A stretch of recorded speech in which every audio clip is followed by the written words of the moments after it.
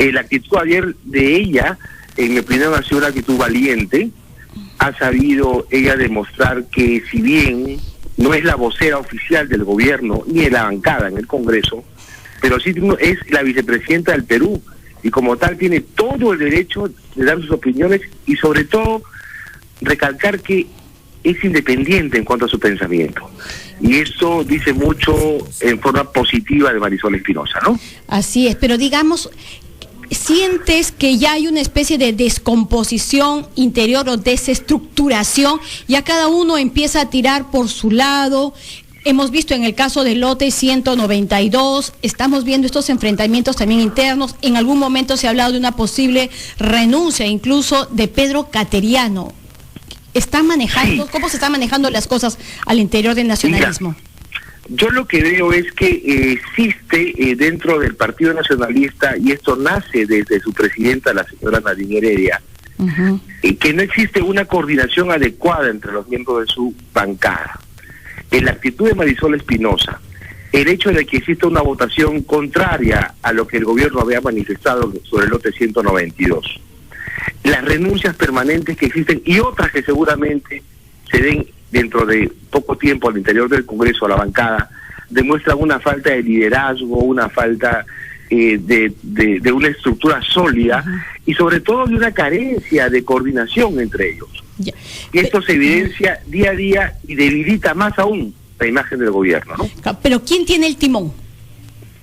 El timón, bueno, en principio el timón lo tiene la señora Nadine Heredia, pero no sabe articular, porque hay un conflicto interno entre ella.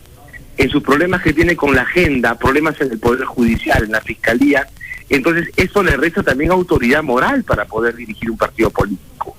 Imagínate, los miembros de la bancada y de su partido, ante una lideresa cuestionada en forma permanente, debilita su posición al interior del partido, y quizás para el bien del nacionalismo lo que debería hacer la señora Nadine Heredia es apartarse, pedir una licencia hasta que resuelva sus problemas para poder así dirigir un partido político, ¿no te parece? Digamos, claro, pero bajo esa lógica, José, de que tú sientes que ya no tiene la autoridad moral y que debería de alguna manera alejarse de lo que es el partido, no es lo que se está advirtiendo a través de la bancada. La bancada, si algo está demostrando, es una lealtad férrea, ¿no? Casi irracional respecto a la defensa de Nadine Heredia, al punto incluso de esta conferencia última de prensa. Mira, yo te digo que lo viví en carne propia en la Comisión de Fiscalización, pero luego esta conferencia respecto al tema de Milagros Leiva y esta defensa cerrada, o sea, tiene un núcleo duro que está dispuesto a ir con ella hasta el final. Siempre hay un núcleo duro, pero esto se va debilitando. Hay personas que manifiestan públicamente una opinión, pero estoy convencido que al interior de la bancada hay rumores, hay conversaciones, hay descontentos. Y si en la medida de lo posible la señora Nadine no aclara las cosas, esto se va a evidenciar, estoy seguro que en corto tiempo, con mayores renuncias al interior de la bancada, porque ese núcleo duro que existe, está bien, se mantiene, pero se va debilitando poco a poco ante la falta de legitimidad que tiene la señora Nadine Heredia en la dirección de su partido. Ya, eso es en lo que se refiere a la bancada, en lo que se refiere al partido. Ahora, respecto al Ejecutivo, hay duras críticas respecto a estas invitaciones de parte de ministros a la señora Heredia en medio de esta ola de cuestionamientos que le ponen prácticamente en bandeja un evento público para que ella haga defensa de sus acusaciones, las que tienen contra y también a algunos otros ministerios, pero hacen caso omiso. Hemos visto incluso la respuesta del ministro de Trabajo, Maurate. ¿Ellos pueden en algún momento ser investigados por eso? Claro que sí, porque fíjate, ellos son una autoridad pública y como tal están obligados a acudir a todas las instancias, tanto jurídicas como políticas, para poder esclarecer los hechos. Que los ministros de Estado están sujetos inclusive a evaluación por parte del Congreso. Entonces ellos podrían ser sujetos ante el desacato de poder asistir para aclarar las cosas a una severa investigación, en principio política, y luego seguramente a sanciones de carácter fiscales o judiciales, ¿no?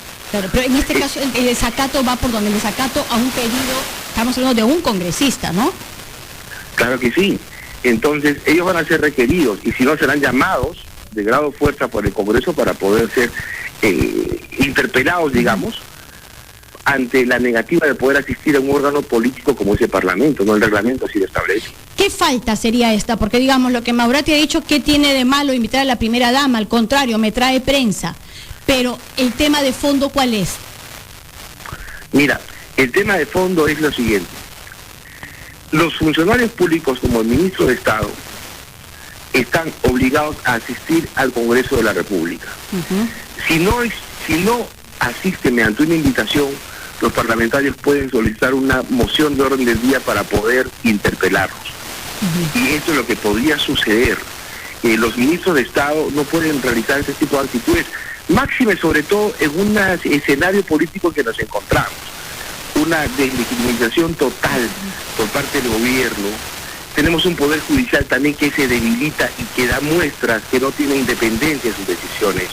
Entonces lo que está generando es un caldo de cultivo y le toca al Congreso hacer el llamado respectivo para poder un poco generar una percepción de estabilidad, que hasta el momento el Poder Ejecutivo y también el Poder Judicial están colaborando para que esto no suceda, ¿no?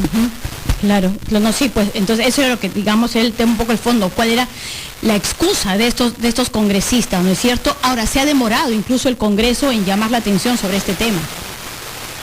Sí, creo yo que Luis Iberico está siendo un poco prudente en el manejo parlamentario. Si nos damos cuenta, por ejemplo, el llamado que ha hecho al primer castellano para poder establecer un diálogo y evitar esos rumores, no sobre el golpe de Estado, es una actitud bastante positiva y creo que los grupos políticos representados en el Parlamento tienen que acudir a ese llamado. Lo que nos toca a los ciudadanos es decirle al Congreso que ellos como, digamos, el centro gravitante de lo que es el sistema democrático del Perú, hacer todo lo posible para desvirtuar este tipo de rumores como de golpe de Estado que van dañando a la imagen, sobre todo exterior, y a puertas del proceso electoral que tenemos en cierre, ¿no? Respecto, José, a esta resolución judicial que blinda pues de una manera en verdad increíble, no solamente a Nadine Heredia, sino también a 13 allegados suyos. Ya ha generado algunas críticas de algunos congresistas, de algunos juristas, pero el tema es, ¿podría darse este caso de que tanto va el agua al cántaro que termina rompiéndose? O sea, ¿crees que pueda llegar a darse una respuesta ciudadana realmente indignada frente a lo que está ocurriendo con el Poder Judicial puntualmente respecto al caso de Nadine Heredia? Creo que sí. Mira, la indignación es grande. Ahora ya está de moda ahora las resoluciones cascadas, que al final favorecen a uno y favorecen a todos. Entonces creo que el Poder Judicial, y en manos de su presidente del Poder Judicial, no puede ponerse de perfil. El presidente del Poder Judicial tiene que salir, asistir al Congreso. El Congreso debe invitarlo para que dé explicaciones, no solamente esos temas de carácter político, sino también lo que está ligado a lo que es la seguridad ciudadana. Pero tenemos un presidente del Poder Judicial que no sale, no enfrenta, no opina, y entonces ¿qué pasa? No hay legitimidad en el Poder Judicial. Entonces las instituciones se van debilitando, y en esto tienen que ser conscientes los que dirigen los poderes del Estado. Así es, pero claro, la preocupación incluso, como te digo, está en que yo siento que la gente ya se le está agotando la paciencia también frente a este caso. Y si en algún momento había el beneficio de la duda para esperar qué decía el Poder Judicial respecto, qué sé yo, al peritaje o cualquiera de estos otros procesos, estos blindajes no hacen más que corroborar las sospechas y además de eso generar esta indignación. O sea, al punto de que podría llegar a darse incluso pues algún tipo de protesta sobre este tema. A eso me refería yo, o sea, o los ciudadanos o los peruanos ya estamos acostumbrados a tanto escándalo que ya pues uno más que nos importa. Mira, ya hemos tenido maneras expresas de que la ciudadanía se ha hecho presente ante hechos, no de este índole, pero sí relacionados a aspectos de carácter sociales. Yo creo que la población ya tiene una indignación. Tú conversas con la gente de la calle, yo que tomo taxis y converso mucho con la gente de a pie, todos, absolutamente todos, manifiestan una opinión negativa e indignación en sus autoridades. Con esto del Poder Judicial, el tema se corrobora. Día a día encontramos muestras de que nuestros funcionarios nos conectan con la ciudanía ante hechos tan evidentes como el tema de la agenda, ¿no? Que tú lo has hecho una investigación y te felicito realmente por tu valentía, Roxana, en poder mostrar todas estas cosas. La población es lo que siente una indignación. Lee las redes sociales, todos, sin excepción, salvo uno que otra persona, muy marginal, manifiestan esta indignación que no tienen otra forma y que al final podrían terminar en las calles, como bien tú dices. No nos parecería raro que exista un plantón dentro de poco en puerta del Poder Judicial para decirles, señores magistrados, ustedes tienen que también ser un poco...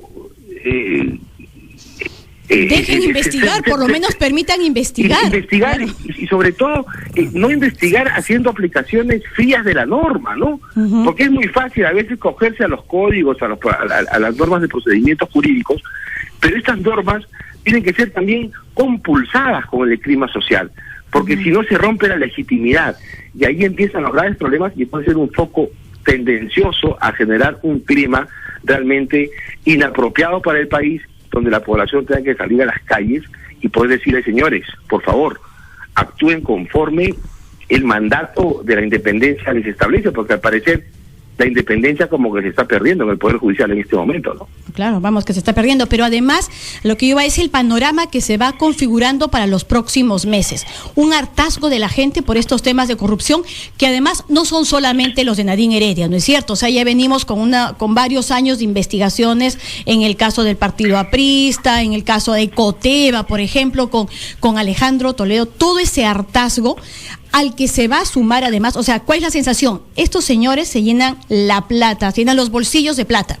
Y lo que se viene en los próximos meses no es precisamente crecimiento económico, sino más bien desaceleración, que va a tener sus costos, de repente no tan grandes, pero va a tener sus costos, y el fenómeno del niño. O sea, estamos creando realmente un contexto realmente, o sea, grave, ¿no es cierto? Esta tormenta perfecta, como han dicho algunos. Sí, es un caldo de cultivo. Mira, va sumando la serie de hechos que se van realizando en nuestro país, las consecuencias que bien has hecho notar tú de carácter económico y los fenómenos del niño.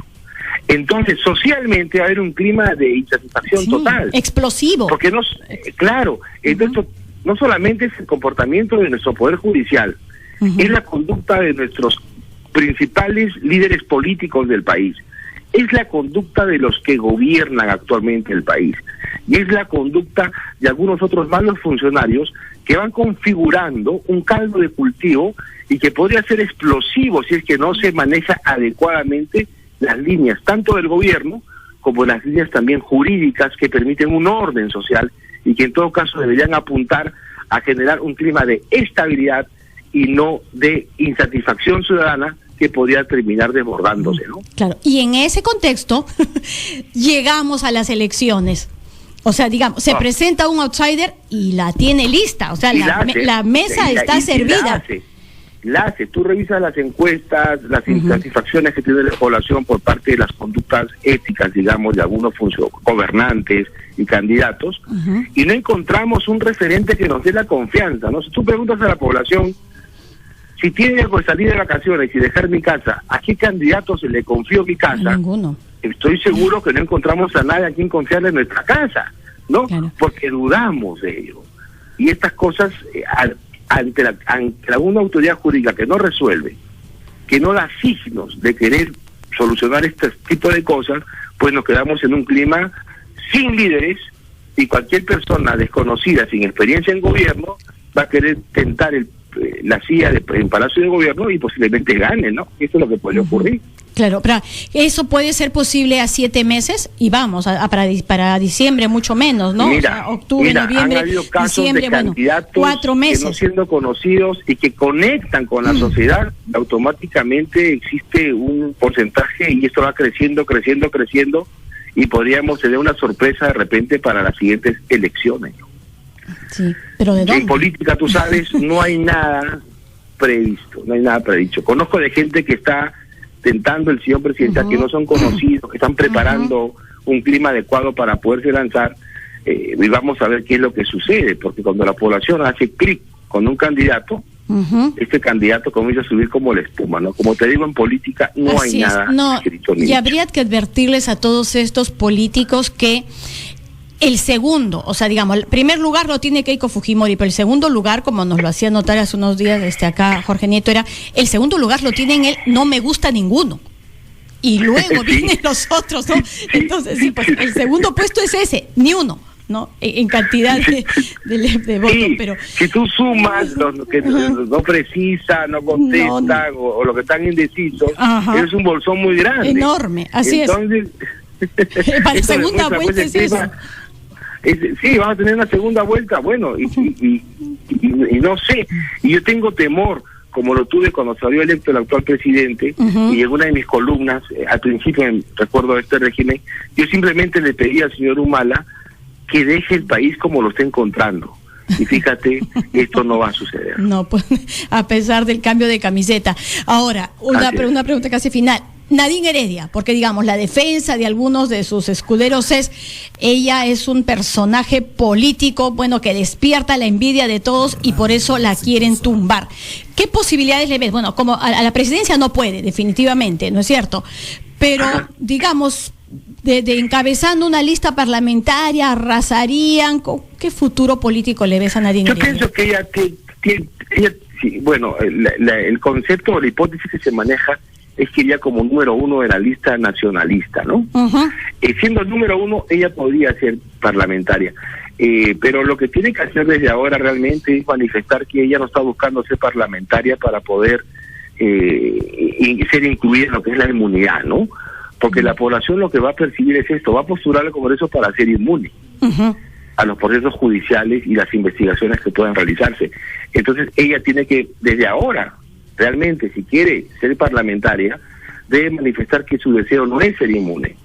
Pero de hecho de que tiene posibilidades de poder llegar al Congreso, creo que va a ser una bancada muy pequeña, en mi opinión. Pero también depende de quién sea el candidato a la presidencia de la República. Tenemos a un señor Urresti que está todos los días o casi todos los días manifestando su deseo de ser presidente del Perú y ser candidato por el nacionalismo, pero tendrán que buscar de repente otras figuras menos impulsivas, ¿no? Para poder captar al menos un porcentaje importante del electorado, ¿no? Para jalar, dices tú. O sea, digamos, no va a bastar que ella encabece, claro, que encabece lista parlamentaria. Igual necesita un candidato presidencial fuerte para lograr precisamente ese arrastre. Para jalar, exactamente, para que sea la locomotora que jala los vagones, ¿no? Bien, bueno, vamos entonces, a ver. ¿Pero tú qué le aconsejarías? O sea, le dices, sí, ¿tienes futuro, Nadine, o no? Bueno, todos tenemos futuro, pero no creo que el de ella sea un futuro satisfactorio dado su comportamiento durante este quinquenio, ¿no? Bien, sí, pues, pero como tú dices, si algo caracteriza a nuestro escenario electoral son las sorpresas, ¿no? En fin, sí, veremos. Así que estar preparados y en lo posible tenemos que ayudar para que el voto sea consciente y las personas votemos bien, ¿no? Sí, sobre todo eso, creo que ese es el llamado más importante, a ser responsables al momento de votar. Bien, José Echevasco, ex oficial mayor del Congreso y analista político, gracias por ese contacto. Gracias a ti por el enlace, muy buenos días. Buenos días.